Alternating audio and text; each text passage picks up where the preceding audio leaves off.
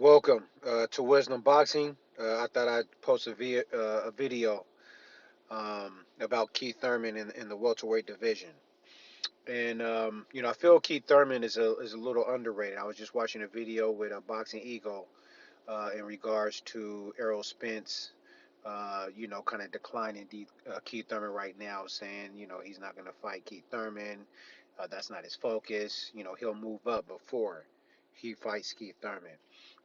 And what I want to say is, I feel when you talk about the welterweight division, number one, I got Errol Spence.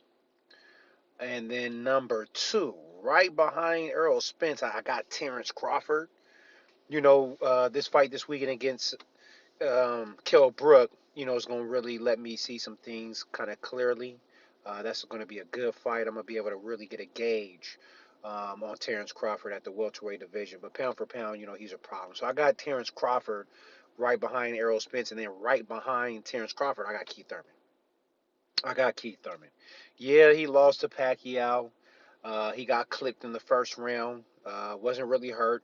Dropped to the canvas, but he bounced back strong. If you add one or two more rounds to that fight, Keith Thurman wins.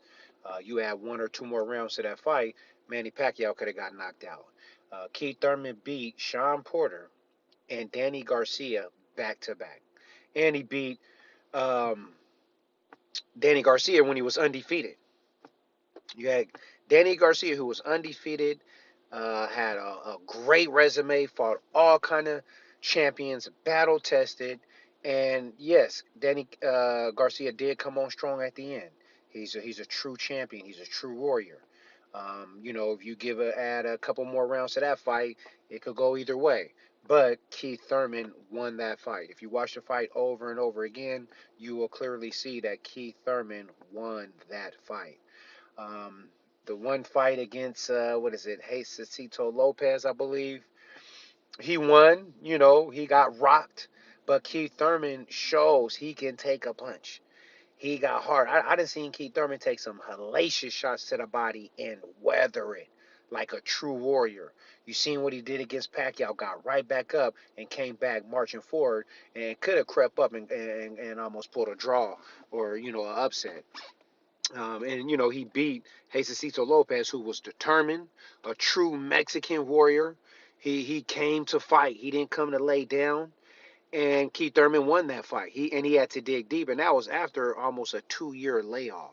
So yeah, Keith Thurman, his swag is a little off to some, especially from some real street cats that what I mean come from the real struggle. What I mean, the real streets. Some people might not feel Keith Thurman. They might look at him as a cornball. That's how I look at him sometimes. But inside that square circle, I know boxing.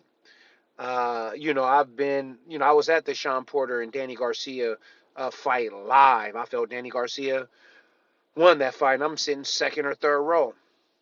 Matter of fact, right next to Keith Thurman, I got a picture with Keith. I took a picture with Keith Thurman that night, and I seen his focus. His trainer, rest in peace, Van Getty.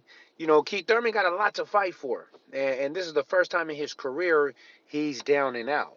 So I don't think Keith Thurman's career is over by any means, and I don't think people need to really overlook Keith Thurman. I think one of the best fights at welterweight to watch, that where you're gonna get some of the best action, is Keith Thurman and Errol Spence.